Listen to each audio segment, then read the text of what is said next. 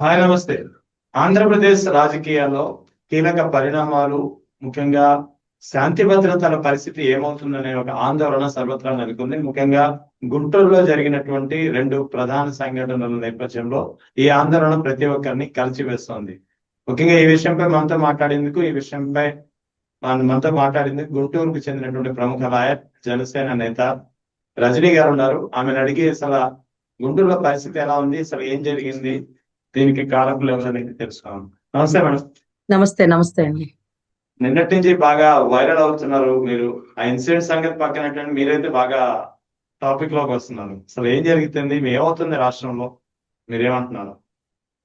Sir ఒక్కటి sir, first మీరు జనసేన ఏదో ఇంకేదైనా చెప్పుంటారేమో, బట్ అది డ్రాప్ అవును. అయిపోండి సార్. ఎందుకంటే జనసేన ఓకే. రాష్ట్ర అధికార ప్రతినిధి అనే ఒక పదవి పవన్ కళ్యాణ్ గారు గతంలో ఎలక్షన్ కి ముందు నాకు ఇచ్చినారు సార్. అవును ఇవాళ మేడం. రోజున నేను ఆ పదవిని పక్కన పెట్టి ఒక ఓకే. న్యాయవాదిగా చేయాలనుకుంటున్నాను. దాంట్లో కూడా ఒకవేళ పవన్ కళ్యాణ్ గారి అభిమానిగా నేను ఏమైనా మాట్లాడొచ్చు, కానీ జనసేన రాష్ట్ర అధికార ప్రతినిధిగా కూటమి ధర్మాన్ని కాపాడాలి. సో అంటే యు ఆర్ కూటమి. Nowhere so you are nowhere concern connected with Janasena now. అవును సార్. అంటే మీరు ఓకే, రైట్. మాజీ ఎమ్మెల్యే, మాజీ ఎమ్మెల్సీ అలా రైట్, చెప్పుకుంటారు రైట్, చూడండి. రైట్, అట్లా రైట్, రైట్. మాజీ జనసేన అని చెప్పుకోండి sir. Right but madam, no ఏంటంటే ఇష్యూస్. నేనేం నమ్ముతానంటే సార్, మనము ప్రజల్ని కాపాడితే ప్రజలు కూటమిని కాపాడతారు. ఎప్పుడైతే ఓకే. మనం కూటమిని కాపాడుకోవాలనే తాపత్రయం ఉంటామో, మనము ప్రజలకి ఇక్కడ దూరం అయిపోతాం. ముందు కార్యకర్తలకి దూరం అయిపోతాం, ప్రజలకి దూరం అయిపోతాం, మన సిద్ధాంతాలకి దూరం అయిపోతాం. రాజకీయం ఎప్పుడు ఇలాగే ఉంటుందేమో సార్. ఎందుకంటే ఉమ్. గొప్ప పార్టీ పెట్టారు. మన అంబేద్కర్ గారు కూడా పార్టీ పెట్టారు. అంబేద్కర్ గారు రాజకీయాల్లోకి వచ్చారు, పోటీ చేశారు. తర్వాత రాజకీయాల్ని త్యజించి రాజకీయాలకి ఇక్కడ దూరంగా ఉండిపోయారు. తర్వాత ఇంకా చాలా మంది పెద్ద పెద్దలు, వావిలాల గోపాలకృష్ణయ్య గారు ఒక ఒక ట్రిప్ ఉమ్. కాంగ్రెస్, ఒక ట్రిప్ ఇండిపెండెంట్, ఒక ట్రిప్ మన కమ్యూనిస్ట్ పార్టీ, ఇలాగా. అంటే సిద్ధాంత విరుద్ధంగా వాళ్ళు పోలేరు. వాళ్ళు అందుకే ఎక్కువ కాలం రాజకీయంలో మనుగడ సాగలేరు. రాజకీయం అంటే ఇనుముకు కూడా చెద పట్టేస్తుంది, తుప్పు కాదు, చెద యా. పట్టేస్తుంది. సో అందుకనే ఒకవేళ మేము ఎక్కువ ఇమడలేమండి రాజకీయంలో. ఎందుకంటే ఇవాళ జరిగింది 100% తప్పు సార్. దాన్ని ఇన్ని సంవత్సరాలు ముఖ్యమంత్రిగా పనిచేసిన చంద్రబాబు గారికి ఎందుకు అర్థం కావట్లేదు? ప్రతిపక్ష నాయకులు ఇళ్ల మీద దాడి అది కరెక్ట్ కాదు, ఆ విధానం తప్పు అన్న పవన్ కళ్యాణ్ గారు ఎందుకు మాట్లాడలేదో నాకు నిజంగా అర్థం కావట్లేదు సార్. ఎందుకంటే ప్రశ్నించే పార్టీ, తప్పుని ప్రశ్నిస్తాం. ఇది తప్పు. ఇది యథార్థం. సిట్, సిబిఐ ఒక కేసు ఇన్వెస్టిగేషన్ చేస్తుండగా, is an a part of the investigation. మీరు వీళ్ళే నేరగారులంటూ, ఈ పాపం ఇది వీళ్ళకే తగిలిందంటూ మీరు ఫ్లెక్సీలు కట్టి వాళ్ళ గురించి అలా పెట్టడం, ఆ 40% ఓటింగ్ ని రెచ్చగొట్టడం. యా. ఊరుకోరు కదా! ఆ మాదిరిగా ఫ్లెక్సీలు కడితే అది కోపం కదా!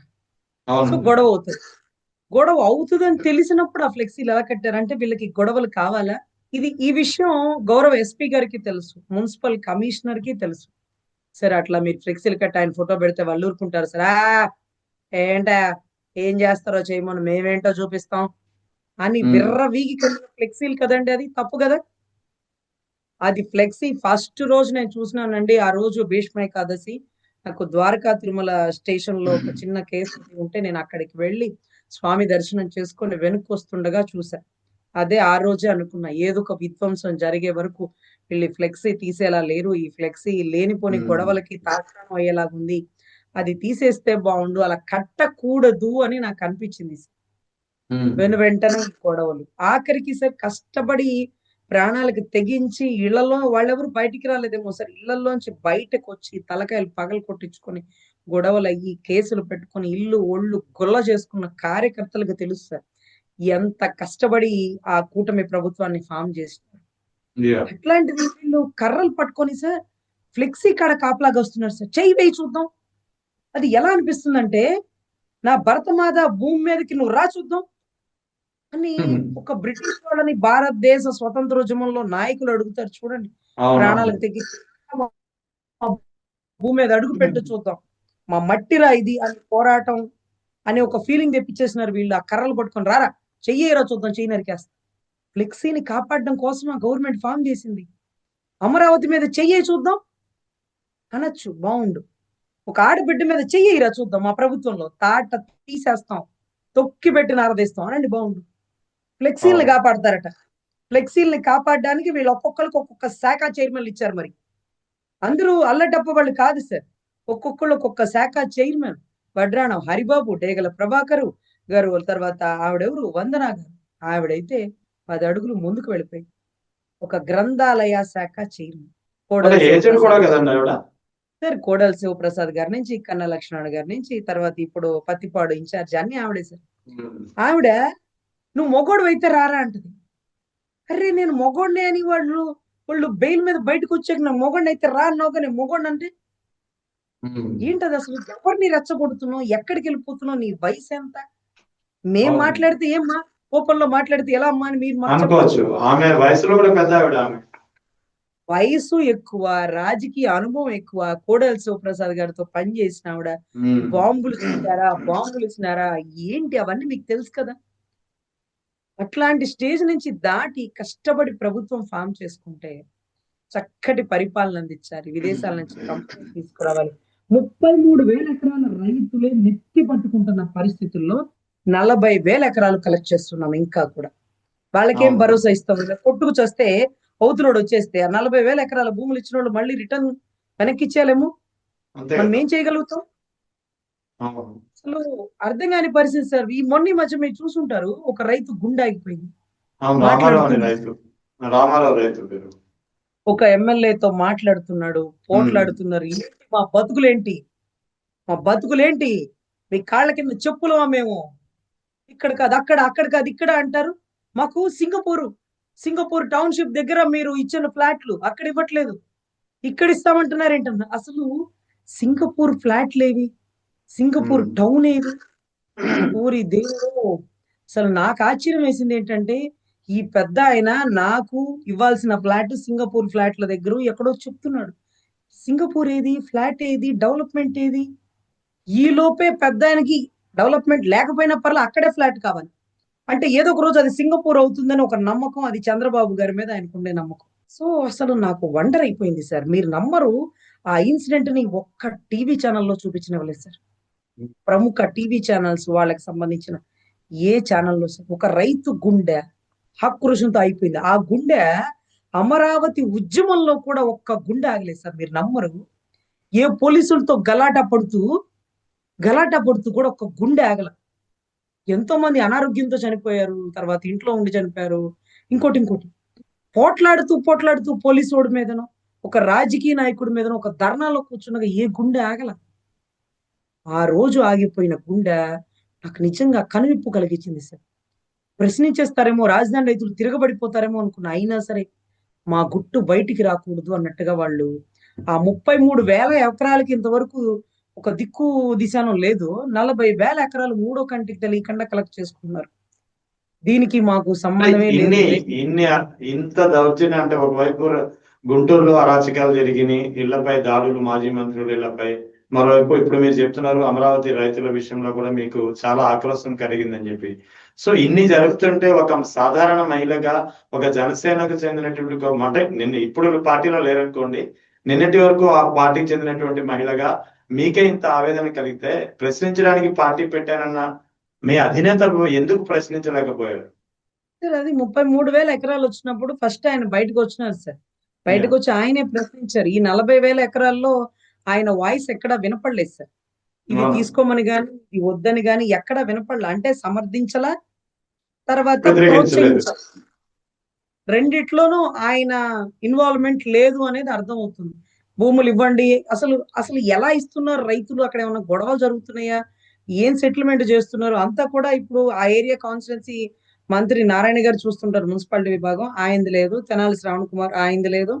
ఇప్పుడు ఓన్లీ పెమ్మసాని చంద్రశేఖర్ గారే ఎక్కడెక్కడ భూములు కలెక్ట్ చేయాలి ఏంటనేది పూర్తిగా అతని హ్యాండ్ ఓవర్ లోనే ఉంది అని విన్నాను సార్. సో ఎనీవే మంచిదే, కానీ కాదనట్లేదు. ఎక్కడన్నా వాళ్ళకి ఇబ్బందులు ఉన్నప్పుడు కొంచెం కూర్చొని సెట్ చేయండి. 40,000 ఎకరాలు ప్లస్ 33,000 ఎకరాలు ఇంకా గవర్నమెంట్ భూములు, అటు విశాఖ భూములు ఇంకా చాలా ఉన్నాయి. ఇవన్నీ కూడా డెవలప్ చేయాలంటే చాలా సమయం పడుతుంది. అంటే 15 ఏళ్ళ 20 ఏళ్ళ పడుతుంది. ఒక్క సంవత్సరంతో అయ్యేది కాదు. ఈ 15 ఏళ్ళు ప్రభుత్వాలు మారకపోతేనే ఆ డెవలప్మెంట్ ఉంటుంది. ప్రభుత్వాలు మారితే నాకు 33,000 ఎకరాలు ఏం చేయాలో తెలియట్లేదు. వీళ్ళు ఇంకా 40,000 ఎకరాలు తీసుకుంటే నన్ను ఏం చేయమంటారు? అందులోను గూగుల్ సమ్మిట్ లో మీరు గూగుల్ కంపెనీ అమరావతికి వచ్చింది, వైజాగ్ వచ్చిందా? అన్ని అవును, వైజాగే వైజాగ్. అడుగుతున్నాయి. వైజాగే అడుగుతున్నాయి. అది సముద్ర తీర ప్రాంతం, మాకు తేలిగ్గా రావచ్చు, తేలిగ్గా వెళ్ళొచ్చు, లేకపోతే ఆ హీట్ అంతా పోవాలి అంటే అది సముద్రానికి దగ్గరే ఉండాలంటారా? మరి మాకైతే తెలియట్లా. సో ఎనీవే రాజధాని డెవలప్ అవ్వాలని అందరికీ ఆకాంక్షగా ఉంది కాబట్టి మీరు కూటమిని చక్కగా పరిపాలించాలి. కూటమిని కాపాడుకుంటూ వెళ్ళాలి. చల్లా చెదరగా ఇసుక పేకుల్లాగా వాళ్ళని మర్యాద లేకుండా, వాళ్ళకి పదవులు లేకుండా, వాళ్ళకి ప్రయారిటీ లేకపోతే వాళ్ళు ఉమ్. ఎందుకుంటారు? వాళ్ళ అధినాయకుడు చెప్పినట్టు పొద్దుగూకులు విని ఉండేవాళ్ళు ఎవరు లేరు సార్. Yeah. అధినాయకుడు ఏమి మా కుటుంబాన్ని పోషించట్లేదు. అధినాయకుడికి అవును. మర్యాద ఇచ్చి మాకు మర్యాద ఇవ్వకపోయినా మా బజార్లోనో, మా ఏరియాలోనో, మా కాన్స్టిట్యున్సీలో మా విలువ తగ్గిపోతుంది అంటున్నారు జన సైనికులు. Yeah. ఎవరు పట్టించుకోవట్లేదు సార్. ఆయన 2 చోట్ల ఓడిపోయినప్పుడే కాళ్ళు ఎగరేసి తిరిగిన వాళ్ళు జన సైనికులు. అంటే ఈక్వల్ టు నాతో సహా. వెనుకొండ కొల్లా బ్రహ్మనాయుడు గారు అప్పట్లో ఎమ్మెల్యే. ఒక కేసు కట్టమంటే కట్టలేదని స్టేషన్ గేట్ బయట ధర్నా చేసి అసలు అంటే ఒక 1 అవర్ 2 అవర్స్ లోనే కేసు కట్టించగలిగిన అంత గొప్పగా చేసిన పోరాటం. భలేగా ఉండింది సార్. కానీ ఇప్పుడు మాట్లాడలేకపోతున్నాం. పోరాటం సంగతి దేవుడు ఎరుగు.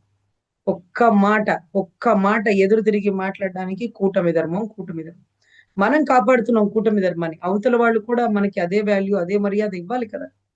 కూటమి అంతేకాక ధర్మం మన అంటే బొలిశెట్టి సత్యాన్ని కూడా పదవుల విషయంలో ఆ రాజీ ఒప్పందాన్ని ఫాలో అవ్వట్లేదు. ఏదో 60-30-10 నిష్పత్తిలో ఒక రాజీ కుదిరిందో పదవుల విషయంలో, అది కూడా ఒప్పందం అమలు కావట్లేదు అని చెప్పి ఆయన చాలా సీనియర్ నాయకులు ఆయన కూడా ఆవేదన చెందారు. ఒకటి సార్, బొలిశెట్టి సత్య గారు కానీ మేము కానీ మా పదవులు మేము ఎవరూ తీసుకోం సార్. మేము Yeah. ఒక పదవిలో మేము ఉన్నాం అనుకోండి, మిగతా ఏ పనులు చేయడానికి మాకు అవ్వదు. అందుకని ఏదైనా పదవి వాళ్ళు ఇవ్వాలని ముచ్చటపడినా ఆ పదవి మేము చెయ్యము. ఆ పదవులు తీసుకోవడం మాకు ఇష్టము లేదు. ఎందుకంటే ఒక కాన్స్టిట్యున్సీ ఎమ్మెల్యే అనుకో ఒక చోటకే నిబద్ధత అయిపోతాం. ఒక దానికి సంబంధించిన చైర్మన్ అనుకోండి, మీరు ఆ దాంట్లోనే చూసుకోండి. మీరు మిగతా వాటిలో తల ఎందుకు పెడుతున్నారు? మీరు దాన్ని ఎలా ప్రశ్నిస్తారు? మీకు శాఖ చైర్మన్ ఇచ్చాం కదా, అందరినీ కదని మీరు చైర్మన్ పదవి చేసుకోండి అని వాళ్ళు ప్రశ్నించేస్తారు సార్. తప్పుని ఇంకా ప్రశ్నించనివ్వరు. మీరు ఏ శాఖ, ఆ శాఖలో చూసుకోండి, ఎదురుంటే వాళ్ళు చూసుకుంటారు అని మాట్లాడతారు సార్. ఒక పదవి ఇచ్చిన వాళ్ళు. Array okay. అస్సలు అంత ఛాన్స్ ఇవ్వం సార్ మేము. అంత ఛాన్స్ ఇవ్వం. నేనైతే ఇవ్వను సార్. నాకు ఏ శాఖ వద్దు, ఏ శాఖ తీసుకుని పక్క శాఖ గురించి ప్రశ్నించొద్దు అంటే అది అవ్వదు. మా వల్ల కాదు. మరెందుకు మరొక శాఖ తీసుకోవడం మాకు అక్కర్లేదు. కానీ తప్పు ఎక్కడ జరిగినా ప్రశ్నిస్తాం. ఈ రోజు పోలీస్ వ్యవస్థలో తప్పుడు కేసులు కడుతున్నారు, సివిల్ సెటిల్మెంట్ చేసేస్తున్నారు, పీక కత్తుల మీద పెట్టి బెదిరిచ్చేసి ఇదిగో ఇంత కట్టాల్సిందే, కట్టకపోతే ఇంటి ముందు ధర్నాలు వేస్తారు, లేకపోతే కొట్టి అరెస్ట్ చేస్తున్నారు, తప్పుడు కేసులు వేస్తున్నారు, గంజాయి కేసులు వేస్తున్నారు, రెవెన్యూ రికార్డులు వీళ్ళ భూమి వాళ్ళకి చేసేస్తున్నారు, వాళ్ళ భూమి వీళ్ళకి చేస్తున్నారు, ఆన్లైన్ లో దొంగ ఎంట్రీలు వేస్తున్నారు. ల్యాండ్ టైటిలింగ్ యాక్ట్ సెంట్రల్ తెచ్చింది, జగన్ తెచ్చేసాడు. ల్యాండ్ టైటిలింగ్ యాక్ట్ తెచ్చేసాడు, రాష్ట్రం అంతా సర్వనాశనం చేసేస్తున్నాడు. అంటే అది ఆయన తెచ్చింది, సెంట్రల్ తెచ్చింది. మీరు చాలా బాగా పనిచేశారు ల్యాండ్ టైటిలింగ్ అని 450 కోట్లు ఏదో ఇచ్చిందంట సెంట్రల్. ఏది జగన్ గారు వెళ్ళిపోయాక అవును. ఆ డబ్బు చక్కగా పెంబసాని గారు తీసుకున్నామంటూ పార్లమెంట్ సాక్షిగా చెప్తున్నారు. ల్యాండ్ టైటిలింగే తప్పన్నప్పుడు దాన్ని తిరిపి కొట్టాలి కదా. అదే కదా మనం అవును. ఫస్ట్ ఎలక్షన్ ప్రశ్నించింది. అవును. ఈ రోజు దాని మీద వచ్చే డబ్బు తీసుకుంటూ 450 కోట్లు కష్టపడి టైటిలింగ్ యాక్ట్ ఇంప్లిమెంట్ చేసినారు. మీకు ఇదిగోండి ప్రెజెంటేషన్ అంటూ ఏదో 450 కోట్లు ఫండ్ రిలీజ్ అయింది, అది తీసుకున్నారు. ఇప్పుడు దాన్ని ఇంప్లిమెంట్ చేస్తున్నారు. అంటే జగన్ గారు ఏ ల్యాండ్ టైటిలింగ్ తప్పు అని మనం ప్రశ్నించాము, అదే ల్యాండ్ టైటిలింగ్ మీద ప్రశంసగా వచ్చిన అమౌంట్ ని, సెంట్రల్ అమౌంట్ ని మనం తీసుకొని మళ్ళీ దాన్ని కొనసాగిస్తున్నాం. తిరుపతి అంటే లడ్డు మనం వ్యవహారంలో కూడా జరిగిందేమో 2024 సెప్టెంబర్ లో ఇప్పుడు ఆ ట్యాంక్ పట్టు పడితే అదంతా తీసుకెళ్లి వైసీపీ ప్రభుత్వానికి ఆపాదించే ప్రయత్నం జరిగిందంటారా? దేనికి సార్?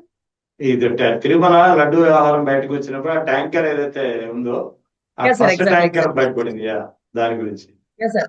అదేమవుతుందంటే సార్, 100 రోజుల మన పరిపాలనలో ఉమ్. 1వ రోజు తప్పు జరిగినా, 10వ రోజు తప్పు జరిగినా మనం ప్రశ్నించుండేద్దాం. కానీ 100 రోజులు ట్యాంకర్ చక్కగానే వచ్చినాయి. అంటే మంచి ట్యాంకర్లే పంపించారు. 100వ రోజున వచ్చిన ట్యాంకర్ లో కల్తీ ఉంది. వెంటనే టెస్టుల రిపోర్ట్ వచ్చేసింది, వెనక్కి పంపించేసినారు, అయిపోయింది. దాని మీద టెస్టులు జరుగుతున్నాయి. దానికి జగన్ గారికి ఏంటి సంబంధం? ట్యాంకర్లలో కల్తీ ఉంటే అమ్మిన వాడు కదా తప్పు, లేదా అవును. పర్చేస్ కమిటీ అంటే ఫర్ సపోజ్ అదేంటది, మనకి ఎక్కడైతే ఏవైతే మనం కొనుక్కుంటామో ఆ పర్చేస్ కమిటీకి సంబంధించిన వాళ్ళలో వేమిరెడ్డి ప్రభాకర్ రెడ్డి గారి భార్య ప్రశాంతి రెడ్డి గారు, పార్థసారథి గారు ఉన్నారు. అంటే ఇంత జీడిపప్పు కొంటే ఇంత కమిషన్ వస్తుంది, ఇంత నెయ్యి కొంటే ఇంత కమిషన్ వస్తుంది అనేది పర్చేసింగ్ కమిటీ ఉంటారు. సో ఈ కమిటీ వాళ్ళకి తెలుసు ఎక్కడ నెయ్యి తెస్తున్నారు, దేనికోసం నెయ్యి తెస్తున్నారు, వాళ్ళు ఎంత క్వాలిటీ ఇస్తున్నారు, వాళ్ళ క్రెడిట్ ఏంటి, వాళ్ళ గుడ్ విల్ ఏంటి, ఇవన్నీ టెస్ట్ చేసి చూసుకొని ఇస్తారు. అక్కడ ట్యాంకర్ లో లోపం ఉంది, దాంట్లో పంది కొవ్వు కలిసిందా, చేప నూనె కలిసిందా, ఆవు కొవ్వు కలిసిందా అనేది తెలియకుండా స్టేట్మెంట్ ఇవ్వకూడదు అంటూ సుప్రీం కోర్టు పెట్టింది చివాట్లు.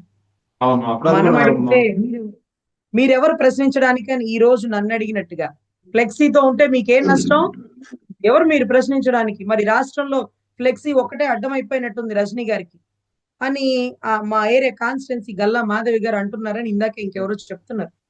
చాలా మందికి ఏమీ కనపడినట్టు ఫ్లెక్సీనే కనపడిందా, ఆ ఫ్లెక్సీ కడితే ఏమవుతుంది, అంతే ఉంచుతాం, మేము తీయం, మేము దాడే చేస్తాం, మేము ఇంతే ఉంటాం, మళ్ళీ కూడా దాడి చేస్తాం అంటూ స్టేట్మెంట్లు ఇచ్చేస్తుంటే ఒక కాన్స్టిట్యున్సీ ప్రజా ప్రతినిధి, ప్రజలకి ప్రతినిధి, ప్రజలకి ఏం జరిగినా ఆవిడే ప్రతినిధి, మంచి జరగని చెడు జరగని, ఈ రోజు మీ సమక్షంలో నిప్పు పెడుతుంటే మీ సమక్షంలో అటు ఇటు బార్కెట్లు కట్టి 144 సెక్షన్ అమల్లో పెట్టాల్సినటువంటి పోలీస్ వ్యవస్థ నిర్వీర్యం అయిపోయింది. పోలీసులు ఏం చేస్తున్నారు మేడం, దాడి చేస్తారు పోలీసులు ఏం చేస్తున్నారు అసలు ఇంత జరుగుతుంటే? సార్. అక్కడ పోలీసులు పోలీస్ వాళ్ళ సైరన్ కూడా చేతుల్లో వినిపించింది గొడవ బ్యాక్గ్రౌండ్ లో. సార్ వాళ్ళ చేతుల్లో ఉండే లాఠీలు పక్క వాళ్ళ చేతుల్లో ఉంటే ఏవా లాఠీ అని అడగాల్సింది ఓకే పోయి లాఠీలతో వాళ్ళు పట్టుకుంటే వీళ్ళు నుంచొని సోద్యం చూస్తున్నారు. నేను అడిగిన సిఐ గారిని, పోలీసులు మీ చేతిలో లాఠీలు ఉండాలి సార్, వాళ్ళ చేతులు ఏంటంటే రజనీ గారు అంబటి రాంబాబు గారి కారులో కర్రలు ఉన్నట్టు మాకు సమాచారం వచ్చిందండి. మీకు వచ్చింది, మీరు వాళ్ళకి చెప్పారా, లేకపోతే వాళ్ళకి వచ్చింది ఆ సమాచారం మీకు చెప్పారా? సరే మీకు చెప్తే మీరు బందోబస్తు ఒక 200 మందిని పెంచుకోండి, ఒక 1000 మందిని తెచ్చుకోండి. వచ్చేది అవును. వీరుడు సూర్యుడు అంబటి రాంబాబు కాబట్టి ఆయన ఎదుర్కోవడానికి మీ శక్తి సామర్థ్యాలు చాలక ఒక 1000 మంది బందోబస్తుని పెట్టుకోండి, బాగుండేది. వాళ్ళ చేతుల్లో కర్రలు పెట్టి మీరు వాళ్ళ పక్కన ఉంచడం ఏంటి? కర్రలు ఉండే సాంప్రదాయం ఎవరి చేతుల్లో ఉంటది? లాఠీలు కానిస్టేబుల్ అవును. చేతిలో ఉన్న తప్పలేదు, ఒక ఎమ్మెల్యే చేతిలో లాఠీ ఉండకూడదు. కానిస్టేబుల్ చేతిలో ఉన్న తప్పలేదు, హోంగార్డ్ చేతిలో ఉన్న తప్పలేదు, కానీ ఒక ఎమ్మెల్యే చేతిలో ఉండకూడదు. కానీ అలాంటిది శాఖ చైర్మన్లు చేతిలో కర్రలు పడుకొని ఎంట్రా చూసుకుందాం, ఫ్లెక్సీ మీద చెయ్యి నరికేస్తారంట. మరి అవును, ఎంతమంది చేతులు నరికాడు, కాళ్ళు నరికాడు ఈయన. ఇప్పుడు వచ్చి చేతులు నరుకుతాడు, ఈయన నరికిస్తే నరికించుకుంటారు కూర్చొని అక్కడ. అదే కదా. ప్రభుత్వం ఉంది కదా అని అలా మాట్లాడకూడదు సార్. ప్రభుత్వం లేకపోతే మనం ఎక్కడ దాక్కోవాలి, అవును. ఏ రాష్ట్రం పారిపోవాలి, ఏ దేశాలు పారిపోవాలి? అందుకే కదా జగన్ గారు అంటుంటాడు, సప్త సముద్రాలు దాటినోడం కూడా పట్టుకొస్తానని. రిటైర్మెంట్ అయ్యి వెళ్ళిపోతా నాకెందుకులే అనుకుంటారు, అయినా కానీ తెస్తానని ముందే హింట్ ఇచ్చారు. రైట్. ఒకటి ఆయన్ని రానివ్వకుండా ఉండాలి అంటే మనం కలిసి ఉండాలి. కలిసి ఉండాలంటే ఒకరి ప్రాధాన్యత ఒకరు తగ్గించుకుంటే ఉండరు. ప్రాధాన్యత అంగుళం కూడా తగ్గకూడదండి, అంగుళం కూడా తగ్గకూడదు. ఈక్వల్ టు ప్రయారిటీ ఉండాలి. మీరు పదవులు ఇవ్వకపోయినా పర్లేదు, ప్రాధాన్యత రెండు. రజనీ గారు కూర్చొని మనుషులు దాన్ని మీకు ఏదో అడుగుతున్నారు కదా, చెప్పండి బాగుంటుంది. పదవి ఉన్నా మేము అడిగేది అదే, పదవి లేకపోయినా అడిగేది అదే కదా. ఏమైనా చిన్న చిన్న పనులు ఎవరైనా ఇప్పుడు ఈ ట్రాన్స్ఫర్ విషయంలో ఓవరాల్ ఇష్యూలో ఎవరు మాట్లాడకపోయినా, ఎవరు నోరెత్తకపోయినా, మీరు జనసేన అయ్యుండి కూడా మీ గొంతే ఫస్ట్ వాయిస్ వినిపించింది. ఇంత అలా మీరు బయటపడడానికి కారణం ఏమిటి? మిమ్మల్ని ప్రేరేపించిన అంశాలు ఏంటి? Last question sir. ఒకటి మీరు నా గురించి తెలుసుకోవాలంటే తెలంగాణ దిశ కేసులో తెలుసుకోండి సార్. దిశ ఎన్కౌంటర్ కేసులో ఈ ప్రజా నాయకులు, ఈ రాజకీయ నాయకులు, ఈ పార్టీలు, ఈ ఎమ్మెల్యేలు, ఈ జనం, ఈ సామాజిక వర్గాలు ఎవ్వరు లేరు సార్. నేను ఒక్కదాన్ని వన్ అండ్ ఓన్లీ ఆర్మీ లాగా తెలంగాణ కేసుకి వెళ్ళి అక్కడ కేసీఆర్, కేటీఆర్, సజ్జనార్ వీళ్ళందరికీ ఎదురుగా నిలబడి నలుగురు, ఎవరో ఏ కులమో తెలియదు, ఏ మతమో తెలియదు, వాళ్ళ కోసం సహాయంగా నిలబడి అవతల పోలీసులకు సంబంధించిన సజ్జనార్ గారి అభిమానుల, రామ్ గోపాల్ వర్మ గారు ఆ సినిమా తీపోతే ఆయిందాపేనా రాళ్ళేసి కొట్టారా సార్? రాళ్ళేసి కొట్టినా మీకు తెలీదు, రక్తం వస్తే చూసే వాళ్ళకి జాలి కలుగుతుందేమో. కానీ ఒక రోజున గద్దరన్న నాతో చెప్పారు, అమ్మా నీ మీద ఏదో ప్రయత్నం చేస్తున్నారు, చంపే ప్రయత్నం, నువ్వు జాగ్రత్త, అసలు వద్దు, ఈ కేసుతో నీకెందుకు, వాళ్ళు ఎవరమ్మా తల్లి, మీ రాష్ట్రం వాళ్ళు కాదు, మీ కులపోళ్ళు కాదు, మీ ఊరోళ్ళు కాదు, ఎందుకంత తాపత్రయం అంటే అది ధర్మం గద్దరన్న, నువ్వు చెప్తుంటావే 10 సార్లు నీ పోరాటంలో గద్దరన్న ధర్మం గురించి చెప్తాడు అంటాం కదా, ఏది ఇది అంటే ఆయన అన్నాడు, అసలు ఒక సామాజిక స్పృహ ఒక ఆడబిడ్డలో వచ్చినప్పుడు ఆ బిడ్డకి సహకరించిన వాడెవడు? నేను సహకరిస్తా నీకు అని నన్ను అడుగడుగున ఆ ప్రతి ఇన్సిడెంట్ లో నన్ను సెక్యూర్ చేసినటువంటి వ్యక్తి సార్ గద్దర్ అన్న. అటువంటి కమ్యూనిజం సిద్ధాంతాలు. ఒక రోజు బాగా కోడిగుడ్లు వేసి కొట్టేసినారు సార్. నేను కోర్టు నుంచి బయటకు వస్తుండే ఆ ఓ ఎవరైతే ఒక ఆడబిడ్డ వెటర్నరీ డాక్టర్ సంబంధించిన కేసులో ఆ నలుగురికి కేసుకి సంబంధం లేదు, అన్యాయంగా ఇరికిచ్చినారంటూ పోరాటం చేస్తున్నప్పుడు కోడిగుడ్లు వేసి కొట్టేస్తే ముఖం ఒళ్ళు అంతా కోడిగుడ్లు అయిపోయింది సార్. అయితే వెంటనే నన్ను ఇక్కడి నుంచి వెళ్ళిపోమ్మా, ఇంకొద్దు, వాళ్ళు ఏదైనా ఇబ్బంది పెడతారు అంటే నేను అక్కడి నుంచి అంతా ముఖం అంతా కడుక్కొని వెళ్ళిన విపరీతమైన బ్యాడ్ స్మెల్ సార్. అది ఎట్లాంటి స్మెల్ అంటే అసలు ఒక మనిషి అవును. చచ్చిపోతే 10 రోజులు మగ్గిపోతే వచ్చే స్మెల్ సార్. ఎందుకంటే ఎన్నో Yeah. డెడ్ బాడీలు నేను తవ్వించి తీపిస్తుంటాను కదా, నాకు ఆ స్మెల్ గుర్తు ఇప్పటికి. అయితే Right. అలా వస్తుంటే ఒక బస్ లో నేను ఎక్కి టికెట్ కొనుక్కుంటే ఆ బస్ అంతా స్మెల్ వచ్చేసి మీరేమనుకోకండి ప్లీజ్ దిగిపోరా అని నా టికెట్ డబ్బులు నాకు ఇచ్చేసి దింపేస్తే ఏ బస్సు ఎక్కించుకోకపోతే అప్పుడు ఒక లారీ అతను సార్, సార్ నేను విజయవాడ వెళ్ళాలి సార్, నేను కనకదుర్గమ్మ వారధి దగ్గర దిగిపోతాను సార్, మీరు ఎటు వెళ్తున్నారంటే అమ్మ నేను అటే వెళ్తున్నాను. కానీ ఏంటమ్మా ఇది, ఏంటో బ్యాడ్ స్మెల్ వస్తా ఉంది, ఏంటది అంటే ఇలాగా ఈ ఈ లారీ అతని కేసు వాదిస్తున్నాను సార్, దాంట్లో నన్ను ఇలాగా టార్గెట్ చేసినారంటే, మా లారీ వాళ్ళ కొడుకు, మా కొడుకు ఏంటో తెలుసా, మా కొడుకు ఒక సిఏ క్యాడర్, నా కొడుకు ఒక డాక్టర్ క్యాడర్లు, మేము లారీ వాళ్ళమే, మా బిడ్డల్ని బాగా చదివించుకున్నామమ్మా. అయ్యో నీ బోటు ఆడబిడ్డ కాకపోతే ఎవరికి సహాయం చేస్తాం, నువ్వు మా లారీ వాళ్ళందరూ బూచోళ్ళు, వాళ్ళు అలాంటి వాళ్ళు ఇలాంటి వాళ్ళు, వాళ్ళే చంపారు, వాళ్ళే రేప్ చేశారంటే మీరు మా తరపు నిలబడ్డారంటూ ఒక లారీ వ్యక్తి లారీ ఎక్కించుకొని ఆ స్మెల్ తట్టుకోలేక అతను తాగే వైన్ బాటిల్ నా పెర్ఫ్యూమ్ లాగా ఒంటి మీద జల్లుకొని ఆఖరికి విజయవాడ దుర్గగుడి దగ్గర దిగి కృష్ణలో మునిగి మునిగి మునిగి గంట సేపు కృష్ణ నీళ్ళలో తడిస్తే తప్ప ఆ స్మెల్ పోలేదు సార్. ఏ పార్టీలు నా వెనకాల లేదు సార్, ఏ రూపాయి నా దగ్గర లేదు సార్.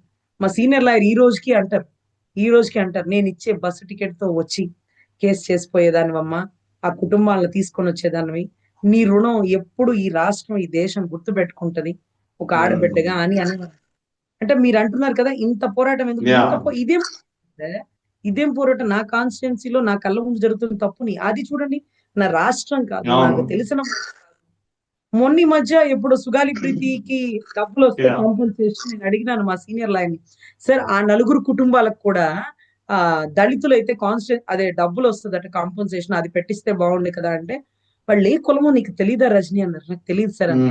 వాళ్ళు సుశీలమ్మా, వాళ్ళు ఏదో బోయలో ఏదో కులం అని చెప్పారు, వాళ్ళకి అది రాదమ్మా అన్నారు.